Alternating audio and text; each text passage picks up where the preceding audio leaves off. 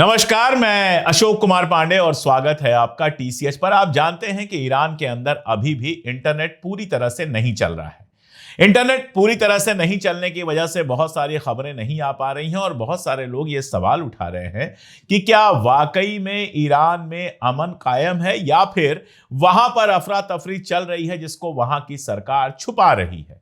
यह सवाल social media पे पूछा जा रहा है, दूसरी जगहों पे पूछा जा रहा है। इतना तो आप समझ जाइए, कल के वीडियो में भी मैंने बताया था कि अमेरिका से पहले इजराइल के ये समझ में आ गया कि वहां पर अटैक भी अगर होगा तो भी सरकार का तख्ता पलट नहीं हो पाएगा। इसका मतलब ही बहुत साफ है कि जो अंदरूनी साजिश की गई थी ईरान में तख्ता पलट करने की, गवर्नमेंट पलटने की, खामनेई को उनकी कुर्सी से हटाने की, वो अपने आप में पहले ही नाकामयाब हो चुकी है।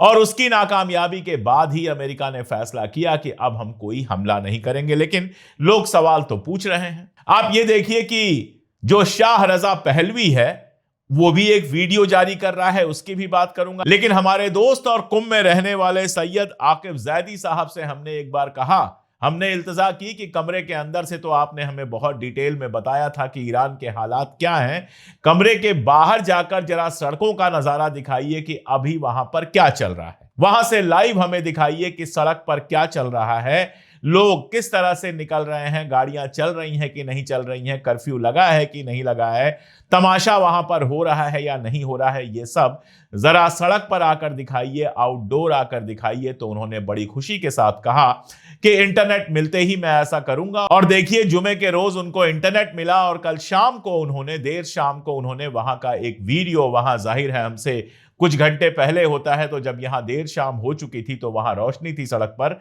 धूप थी, वहां पर घूमते टहलते हुए उन्होंने एक वीडियो रिकॉर्ड कराया और हमें भेजा, जो इस वीडियो के अंत में हम आपको दिखाएंगे। लेकिन उसके पहले यह बात कि रजा पहलवी वीडियो जारी करता है और जारी करके कहता है कि अगर मैं सत्ता में आया, अगर मैंने ईरान पर कब्जा कर लिया, अगर मैं गद्दी पर बैठ गया तो इजराइल को मान्यता दे दूंगा और एटॉमिक जो हमारा पूरा का पूरा प्रोग्राम है उसको खत्म कर दूंगा। यह करने के लिए शाह रजा पहलवी गद्दी पर बैठना चाहते हैं। आप जानते हैं ईरान एक ऐसा मुल्क है जो इजराइल को एक मुल्क मानता ही नहीं है। यह मानता है कि जमीन सारी फलस्तीन की है जिस पर इजराइल ने जबरदस्ती कब्जा किया हुआ है। इसको पलटना चाहता है ईरान का शाह।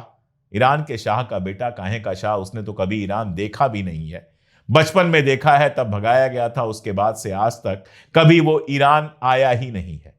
वो इसको पलटकर इजराइल की गोद में बैठना चाहता है। और वो रिपोर्ट तो मैं आपको सीआईए की दिखाई चुका हूं, जो ये बताती है कि इनके बाप जब गद्दी पर बैठे हुए थे तो भी इजराइल उनकी लगातार मदद कर रहा था। शायद वैसा ही दौर लौटाने का ख्वाब देख रहा है इजराइल, जब ईरान में भी सीरिया की तरह एक ऐसी सरकार हो जो पूरी तरह से उसके सामने झुकी हो और वो ईरान को टुकड़े टुकड़े में बांटकर एक छोटा सा पर्सिया बीच में उसको दे दे, जहां वो अपना धंधा करता रहे और तेल और बाकी सबकी लूट अमेरिका और इजराइल मिलकर करते रहे। लेकिन फिलहाल तो यही लगता है कि यह ख्वाब अभी रजा पहलवी को बहुत लंबे वक्त तक देखना पड़ेगा। पिछले 20-25 सालों से ऐसा कोई शासक नहीं है अमेरिका का, ऐसा कोई राष्ट्रपति नहीं है, सीनियर बुश से लेकर ओबामा तक, ओबामा के बाद बाइडेन तक और बाइडेन से लेकर ट्रंप तक, कोई ऐसा राष्ट्रपति नहीं है अमेरिका में जिसने कोशिश न की हो ईरान में तख्ता पलट करने की। सब नाकामयाब हुए और लगता है कि इस बार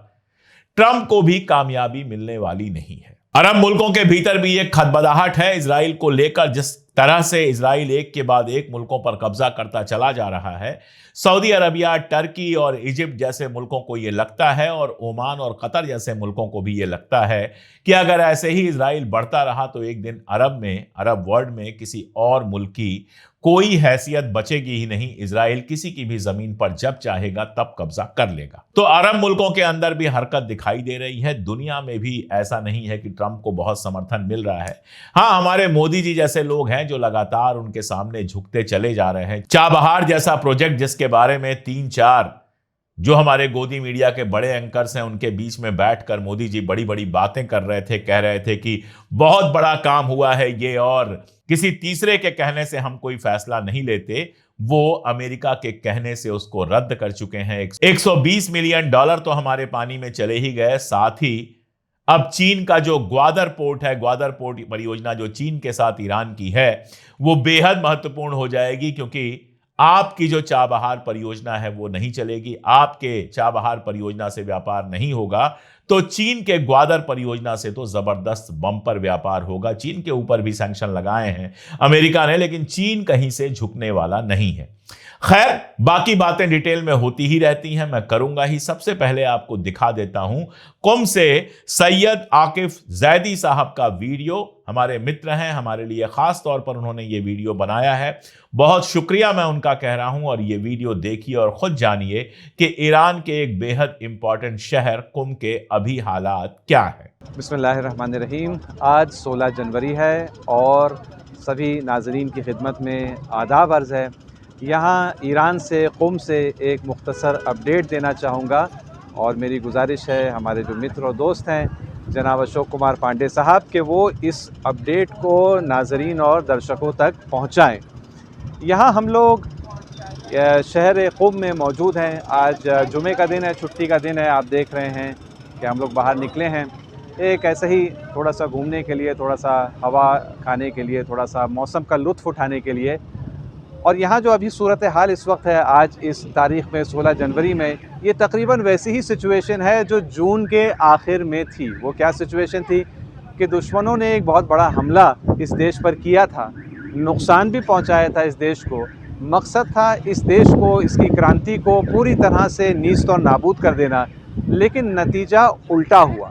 नतीजा ये हुआ कि इस देश में इत्तेहाद और इंसजाम और यूनिटी में बहुत इजाफ़ा हुआ पहले के मुकाबले में, और दुश्मन थोड़ी तकलीफ़ तो पहुंचाने में कामयाब हुआ, लेकिन दुश्मन अपने आप को ज़्यादा कमज़ोर पा रहा है और ईरानी कौम के अंदर ज़्यादा यूनिटी और ज़्यादा जज्बा पाया जाता है। आप लोगों ने ज़रूर देखा होगा कि यहाँ पे 8 जनवरी को, 9 जनवरी को काफ़ी हिंसा हुई। ऐसी हिंसा हुई जिससे ये देश के आम जनता और नागरिक वो हिल गए। देखिए, यहाँ के नागरिक, इनको आदत नहीं है इस बात की कि इबादतगाहों पर हमला किया जाए, दरगाहों पर हमला किया जाए, सड़क पर मॉब लिंचिंग हो। लेकिन 8 और 9 जनवरी कोऑर्डिनेटेड तरीके से इस देश के कई शहरों में ये हुआ। आम जनता को निशाना बनाया आतंकवादियों ने, और पुलिस और सिक्योरिटी कर्मचारियों की भी एक बहुत बड़ी संख्या इसमें घायल भी हुई और शहीद भी हुए इस सिलसिले में। तो ये यहाँ की सोसाइटी के लिए क्योंकि एक नया तजुर्बा था, काफ़ी इससे वो हिल गए। और उसके हिलने का नतीजा ये नहीं हुआ कि वो डर गए, घबरा गए, मायूस हो गए, बल्कि उनके अंदर फिर से एक बार और बड़े पैमाने पर मुकाबला करने का जज्बा बढ़ा। और यही हमने 12 जनवरी को देखा कि 12 जनवरी को बड़े पैमाने पर यहाँ पर पब्लिक निकली और उसने अपने गुस्से का इजहार किया। किसके मुकाबले में? दुश्मनों के मुकाबले में, अमेरिका और इसराइल, इनके मुकाबले में अपने गुस्से का इजहार किया। अलबत्ता यहाँ पर इसमें कोई शक नहीं है कि यहाँ पर आर्थिक एक मुश्किल है, और वो महंगाई का प्रॉब्लम और मुश्किल यहाँ पर पाई जाती है। लेकिन ये मुश्किल, जहाँ यहाँ की जनता चाहती है कि इस मुश्किल से सरकार निपटे, और सरकार पर यह एतराज़ भी करती है कि आपने इस मैटर में मिसमैनेज किया है। आज भी एतराज़ यहाँ की जनता का है, लेकिन वो समझती है कि ये एतराज़ अपनी जगह, लेकिन इसका मतलब ये नहीं है कि हम आतंकवादियों को इस बात की इजाज़त दें कि वो आए और इस देश में जो चाहे और वो करें। अब सबके जहन में ये सवाल है कि आगे क्या होगा। तो जैसे मैंने ये अर्ज़ किया, इस वक्त की स्थिति जून 2024 के आखिर की स्थिति से बहुत मिलती हुई है कि दुश्मन ने एक आक्रमण किया ईरान पर, लेकिन वो उसमें नाकाम हुआ, मुँह की खाई। और ईरान में गरचे कुछ नुकसान हुआ, लेकिन ईरान में ताकत और पहले से ज़्यादा बढ़ गई और दुश्मन घबराहट और बौखलाहट का शिकार है। तो इस एतबार से स्थिति अभी की और जून 2024 की बिल्कुल मिलती जुलती है। लेकिन एक फ़र्क के साथ, जब हम इस स्थिति में जून 2024 में थे तो ये तय हो गया था कि इस वक्त जंग जो बड़े पैमाने पर असलहे वगैरह की है वो रुक गई और आगे अभी चंद दिन तक नहीं बढ़ेगी। लेकिन आज के दिन, हम जब ये आज 16 जनवरी को रिकॉर्ड कर रहे हैं, तो ये फ़र्क है कि इसका इम्कान अभी भी पाया जाता है। दर हकीकत वो एक दुविधा में है अमेरिका और इसराइल के करें क्या।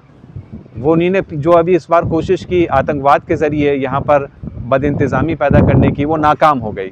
लेकिन उनके अंदर वो जज्बा और ख्वाहिश इस देश को तबाह करने की, वो तो अपनी जगह बाकी है। इसलिए इस बात की गुंजाइश कि वो फिर कोई कोशिश करेंगे, इससे इनकार नहीं किया जा सकता। और इसलिए इस पूरे क्षेत्र में, पश्चिम एशिया के क्षेत्र में अभी भी तनाव बना हुआ है और आए दिन मुसलसल खबरें आ रही हैं कि ये हमला होगा, वो हमला होगा। देखिए, अगर आप लॉजिक और मंतिक की निगाह से देखें तो इस वक्त अमेरिका और इस्राइल की पोजीशन नहीं है बड़े पैमाने पर आक्रमण करने की ईरान पर। क्यों? क्योंकि ईरान में पलटवार करने की क्षमता और ताकत पहले से भी कहीं ज़्यादा है। जून में जितनी थी उससे भी कहीं ज़्यादा है, चाहे वो टेक्नोलॉजी के एतबार से हो, चाहे यहाँ की जनता के इत्तेहाद के एतबार से हो, बहुत ज़्यादा ताकत हो गई है। और इसीलिए हम देखते हैं कि पहली बार अब ईरान के कुछ ज़िम्मेदार, कुछ बड़ी पोजीशन के लोग ऑफिशियल तौर पर ये बयान दे रहे हैं कि हम अपने आप को महदूद नहीं समझते, कि सिर्फ जब हम पर अगर कोई हमला हुआ तो हम जवाबी कार्रवाई करेंगे। अगर हम देख रहे हैं कि हमला होने जा रहा है, हो सकता है हम कार्रवाई कर जाएं। ये यहाँ की ताकत और कॉन्फिडेंस की निशानी है। तो अगर लॉजिक के एतबार से देखा जाए तो हरगिज़ इसका कोई चांस नहीं है कि अमेरिका और इस्राइल इस वक्त आक्रमण करें बड़े पैमाने पर ईरान पर। लेकिन हकीकत तो ये है, कड़वा सच ये है कि अमेरिका और इस्राइल लॉजिक के दायरे से काफ़ी अरसा पहले ही बाहर निकल चुके। अब उनसे ये उम्मीद और तवक्को नहीं की जा सकती। घबराहट उनकी इतनी ज़्यादा है, बौखलाहट इतनी ज़्यादा है, उनका मिस कैलकुलेशन बार बार इतना होता है। अभी जून की जंग में देखा, अभी ये मिस कैलकुलेशन देखा, इतना ज़्यादा होता है कि जितना आगे हम बढ़ता जा रहे हैं, हमको इस बात का संदेह बढ़ता जा रहा है, इस बात का इम्कान बढ़ता जा रहा है कि पूरी तरह से गैर मंतकी तौर पर, पूरी तरह से इलॉजिकल अंदाज से वो पेश आएँ और इसलिए हमले का भी इम्कान बढ़ जाता है। बहरहाल ये मुकाबला जो 1979 से शुरू हुआ और जो 7 अक्टूबर 2023 से उसने और तेज़ी पकड़ी और शिद्दत पकड़ी है, ये मुकाबला भी जारी है। और आगे देखिए क्या होता है। ईरान की जनता, ईरान की हुकूमत इस वक्त पूरी तौर पर अपने आप को मजबूत महसूस करती है हर किस्म के चैलेंज का मुकाबला करने के लिए। और ऐसा अनुमान लगाया जा सकता है कि ये 2026 का साल काफ़ी फैसला कुन साल साबित हो सकता है। तो आकिब साहब ने न केवल कुम के हालात बताए, बल्कि ईरान में अभी क्या चल रहा है, किस बात का अंदेशा है, ईरान की जो सत्ता है वो अपने लोगों के बीच जो महंगाई वगैरह को लेकर गुस्सा है उसको दूर करने के लिए किस तरह से कोशिश कर रही है, ये सब आपको डिटेल में बताया। देखिए, हमारे यहाँ तो गोदी मीडिया चैनल पता नहीं क्या क्या करा देंगे। कराची पर और लाहौर पर कब्जा करा दिया था ऑपरेशन सिंदूर में, जब ईरान से मसला फंसा तो ईरान पर अटैक करा दिया था, जाने क्या क्या करा चुके हैं। मेरी कोशिश ये होती है कि मेरे जो सोर्सेज वहां पर हैं उनके सहारे मैं आपको सच बताने की कोशिश करूं। जिस समय कुम के भीतर एक शानदार जुलूस निकला था सत्ता के समर्थन में, खामनेई के समर्थन में, उस समय भी जमीर साहब जो हमारे दोस्त हैं वो एक वीडियो लेकर आए थे उस भीड़ के बीच से। हम उनका भी शुक्रिया अदा करते हैं, उन्होंने लगातार ईरान के हालात पर हमें अपडेट किया।